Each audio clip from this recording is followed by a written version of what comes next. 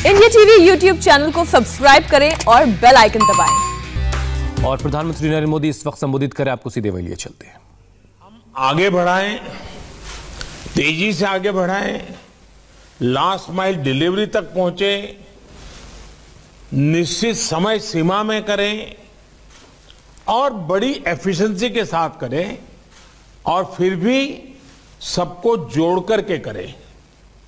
Public private partnership का perfect नमूना, centre और स्टेट का कोऑर्डिनेशन का परफेक्ट नमूना, ऐसा हम आज की चर्चा से निकालना चाहते हैं। इस वेबिनार में एग्रीकल्चर, डेयरी, फिशरीज जैसे भांति भांति के सेक्टर्स के एक्सपर्ट भी हैं।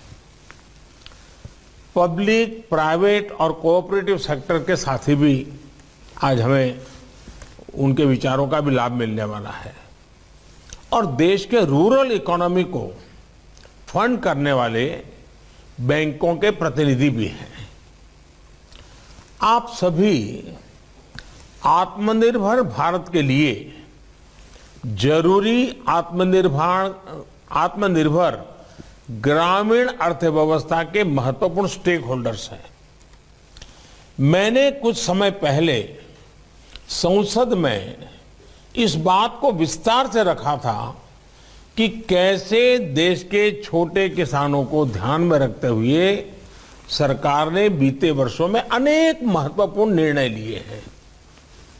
इन छोटे किसानों की संख्या 12 करोड़ के करीब है और इनका सशक्तिकरण, इन छोटे किसानों का एम्पावरमेंट ही भारतीय कृषि को अनेक परेशानियों से मुक्ति दिलाने में बहुत मदद करेगा। इतना ही नहीं, ग्रामीण इकोनॉमी का ड्राइविंग फोर्स भी वही बनेगा। मैं अपनी बात आगे बढ़ाने से पहले बजट में कृषि के लिए जो किया गया है उसकी कुछ हाइलाइट्स आपके सामने दोहराना चाहता हूं। मैं जानता हूं आप इन सारी बातों से परिचित हैं। सरकार ने इस बार एग्रीकल्चर क्रेडिट टारगेट को बढ़ाकर 16,50,000 करोड़ रुपया कर दिया है। इसमें भी पशुपालन, डेयरी और फिशरीज सेक्टर को प्राथमिकता दी गई है। रूरल इंफ्रास्ट्रक्चर फंड को भी बढ़ाकर 40,000 करोड़ रुपया कर दिया गया है। माइक्रो इरिगेशन फंड की भी राशि बढ़ाकर 2 गुना कर दी गई है। ऑपरेशन ग्रीन स्कीम का दायरा बढ़ाकर अब 22 पेरिसेबल प्रोडक्ट्स तक उसको कर दिया गया है। देश की 1000 और मंडियों को ई नाम से जोड़ने का फैसला लिया गया है। इन सारे ही निर्णयों में सरकार की सोच झलकती है, सरकार का इरादा महसूस होता है और साथ साथ सरकार के विजन का पता चलता है। और ये सारी बातें आप सबके साथ चर्चा में से उभरी हुई है, जिसको हमने आगे बढ़ाया है। लगातार बढ़ते हुए कृषि उत्पादन के बीच 21वीं सदी में भारत को पोस्ट हार्वेस्ट क्रांति या फिर फूड प्रोसेसिंग क्रांति और वैल्यू एडिशन की आवश्यकता है। देश के लिए बहुत अच्छा होता अगर ये काम 2-3 दशक पहले ही कर लिया गया होता। अब हमें जो समय बीत गया है उसकी भरपाई तो करनी ही करनी है। आने वाले दिनों के लिए भी अपनी तैयारी और अपनी तेजी को बढ़ाना है। साथियों, अगर हम अपने डेयरी सेक्टर को ही देखें तो आज वो इतना मजबूत इसलिए है क्योंकि इतने दशकों में उसने प्रोसेसिंग का बहुत विस्तार किया है। आज हमें एग्रीकल्चर के हर सेक्टर में, हर खाद्यान्न, हर सब्जी, फल, फिशरीज सभी में प्रोसेसिंग पर सबसे ज्यादा फोकस करना है और प्रोसेसिंग की व्यवस्था उसे सुधारने के लिए जरूरी है किसानों को अपने गांव के पास ही स्टोरेज की आधुनिक सुविधा मिले। खेत से प्रोसेसिंग यूनिट तक पहुंचने की व्यवस्था सुधारनी ही होगी। प्रोसेसिंग यूनिट की hand holding farmer producer organisations मिलकर के करें और हम सब ये जानते हैं कि फूड प्रोसेसिंग क्रांति के लिए देश के किसानों के साथ ही देश के पब्लिक प्राइवेट कोऑपरेटिव सेक्टर को भी पूरी ताकत से सही दिशा में आगे बढ़ाना होगा।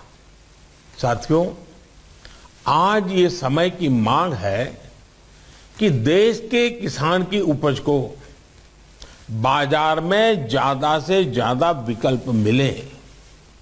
सिर्फ रॉ प्रोडक्ट या फिर सिर्फ उपज तक किसानों को सीमित रखने का नुकसान देश देख रहा है। हमें देश के एग्रीकल्चर सेक्टर का प्रोसेस्ड फूड में के वैश्विक मार्केट में विस्तार करना ही होगा। हमें गांव के पास ही एग्रो इंडस्ट्रीज क्लस्टर की संख्या बढ़ानी होगी ताकि गांव के लोगों को गांव में ही खेती से जुड़े रोजगार मिल सके। ऑर्गेनिक क्लस्टर्स, एक्सपोर्ट क्लस्टर्स, इसकी भी इसमें बहुत बड़ी भूमिका होगी।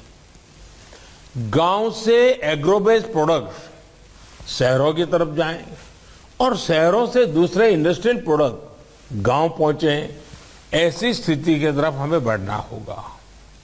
अभी भी लाखों माइक्रो फूड प्रोसेसिंग यूनिट्स देश में चल रही है, लेकिन उनका विस्तार करना, उनके सामर्थ्य को बढ़ाना, ये आज समय की मांग है, बहुत जरूरी है।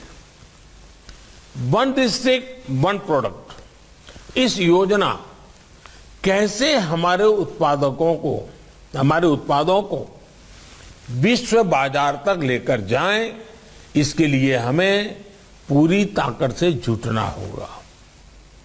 साथियों, सिर्फ खेती ही नहीं, यहां तक कि फिशरीज सेक्टर में प्रोसेसिंग का भी एक बहुत बड़ा स्कोप हमारे यहां है।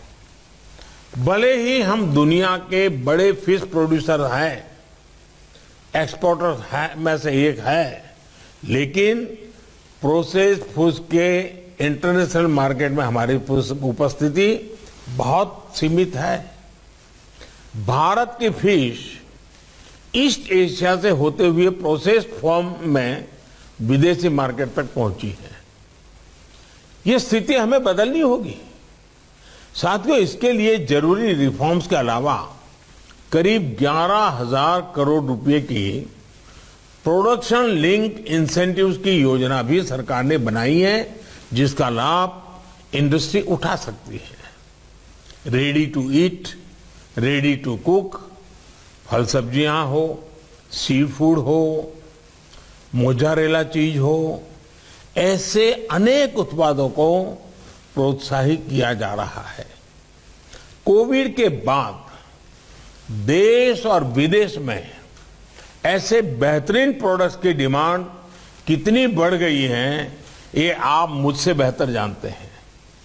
साथियों, ऑपरेशन ग्रीन्स योजना के तहत किसान रेल के लिए सभी फलों और सब्जियों के परिवहन पर 50% सब्सिडी दी जा रही है।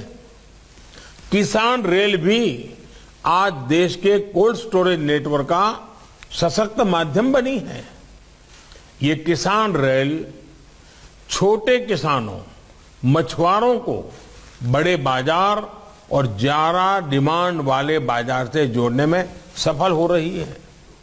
बीते 6 महीने में ही करीब 350 किसान रेल चलाई जा चुकी हैं और इनके जरिए करीब करीब 1 लाख मैट्रिक टन फल और सब्जियां ट्रांसपोर्ट की जा चुकी हैं। ये छोटे किसानों के लिए बहुत बड़ा माध्यम तो है ही, कंज्यूमर और इंडस्ट्री को भी इसका लाभ हो रहा है। साथियों, देश भर के जिलों के बीच में वहां पैदा होने वाले फल सब्जियों की प्रोसेसिंग के लिए क्लस्टर्स बनाने पर बल दिया जा रहा है। इसी तरह आत्मनिर्भर अभियान के तहत प्रधानमंत्री सूक्ष्म खाद्य प्रसंस्करण उद्यम उन्नयन स्कीम के तहत लाखों छोटी फूड एंड प्रोसेसिंग यूनिट्स को मदद की जा रही है। इसके लिए जरूरी इंफ्रास्ट्रक्चर से लेकर यूनिट्स लगाने तक आपकी भागीदारी बहुत महत्वपूर्ण है। साथियों, फूड प्रोसेसिंग के साथ साथ हमें इस बात पर भी फोकस करना है कि छोटे से छोटे किसान को भी आधुनिक टेक्नोलॉजी का लाभ कैसे मिल पाए। देश के छोटे किसान ट्रैक्टर, पराली वाली मशीनें या फिर दूसरी मशीनें अफोर्ड नहीं कर सकते। क्या ट्रैक्टर और दूसरी मशीनों को शेयर करने का एक संस्थागत सस्ता और प्रभावी विकल्प किसानों को दिया जा सकता है? आज जब हवाई जहाज तक एयरलाइंस को घंटों के आधार पर किराए पर मिल जाते हैं, तो किसानों के लिए भी ऐसी व्यवस्थाओं का विस्तार देश में किया जा सकता है। किसान की उपज मंडी तक पहुंचने के लिए ट्रक एग्रीगेटर्स का प्रयोग तो इस कोरोना काल में कुछ हद तक किया भी गया था और लोगों को अच्छा लगा था। इसका विस्तार खेत से मंडी या फैक्ट्रियों तक, खेत से किसान रेल तक, ये कैसे हो सके, इस पर हमें काम करना होगा। खेती से जुड़ा एक और अहम पहलू सॉइल टेस्टिंग का है।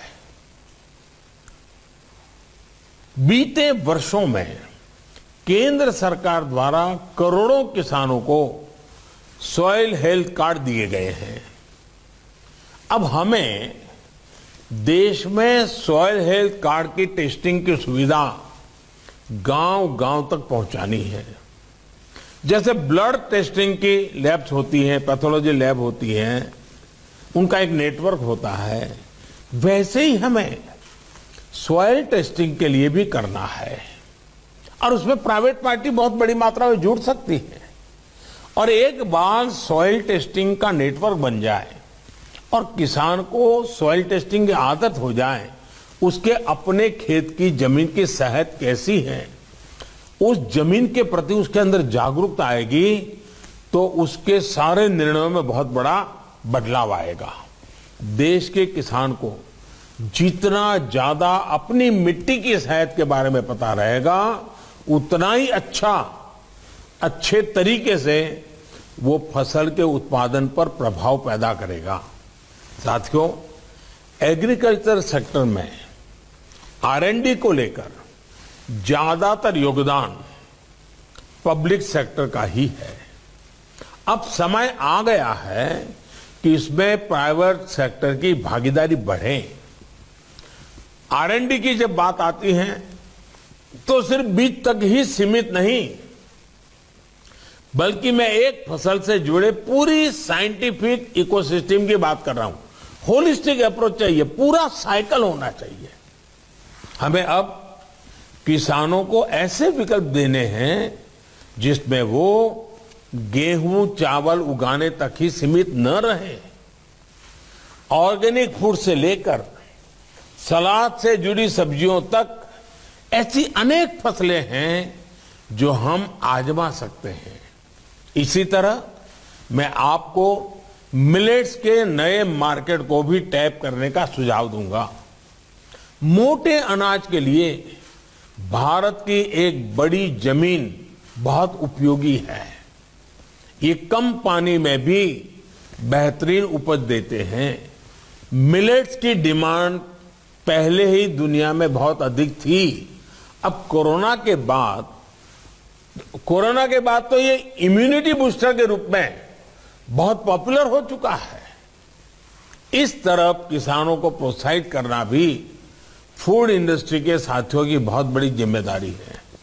साथियों, सीवीड और बी वैक्स, आज हनी का हमारे यहां धीरे धीरे फैला हो रहा है और किसान भी हनी बी की दिशा में काम कर रहे हैं। ऐसे में समुद्री तट पर सीवीड और बाकी क्षेत्रों में हनी बी और फिर बी वैक्स, इसके मार्केट को टैप करना भी समय की जरूरत है। सीवीड की फार्मिंग के लिए देश में बहुत संभावना है, क्योंकि एक बहुत बड़ी कोस्टलाइन हमारे पास है। सीवीड से हमारे मछुआरों को आमदनी का एक बड़ा माध्यम मिलेगा। इसी तरह हम शहद के व्यापार में तो बेहतर कर रहे हैं, हमें बी वैक्स की लेकर भी अपनी भागीदारी और बढ़ानी है। इसमें आपका ज्यादा से ज्यादा कंट्रीब्यूशन कैसे हो सकता है, इस पर भी आज जब दिन भर आप चर्चा करेंगे, विचार विमर्श करेंगे, तो जरूर अच्छी अच्छी बातें उभर करके आएगी। जब प्राइवेट सेक्टर की ये भागीदारी बढ़ेगी तो स्वाभाविक रूप से किसान का भरोसा भी बढ़ेगा। हमारे यहां कॉन्ट्रैक्ट फार्मिंग लंबे समय में से किसी न किसी रूप में की जा रही है। हमारी कोशिश ये होनी चाहिए कि कॉन्ट्रैक्ट फार्मिंग सिर्फ एक व्यापार बनकर ना रहे, बल्कि उस जमीन के प्रति हमारी जिम्मेदारी को भी हम निभाएं। हमें किसानों को ऐसी टेक्नोलॉजी, ऐसे बीज उपलब्ध कराने हैं जो जमीन के लिए भी हेल्दी हो और न्यूट्रिशन की मात्रा भी उनमें अधिक हो। साथियों, देश की खेती में सिंचाई से लेकर बुआई, कटाई और कमाई तक टेक्नोलॉजी का एक संपूर्ण समाधान मिले, इसके लिए हम सबको मिलकर के एकजुट प्रयास कर रहे हैं। हमें एग्रीकल्चर सेक्टर से जुड़े स्टार्टअप्स को बढ़ावा देना होगा, युवाओं को जोड़ना होगा। कोरोना के समय में हमने देखा है कि कैसे अनेकों स्टार्टअप्स ने फलों और सब्जियों को लोगों के घर तक पहुंचाया है। और ये खुशी की बात है कि ज्यादातर स्टार्टअप्स देश के नौजवानों द्वारा ही शुरू किए गए हैं। हमें इन्हें लगातार प्रोत्साहित करते होगा।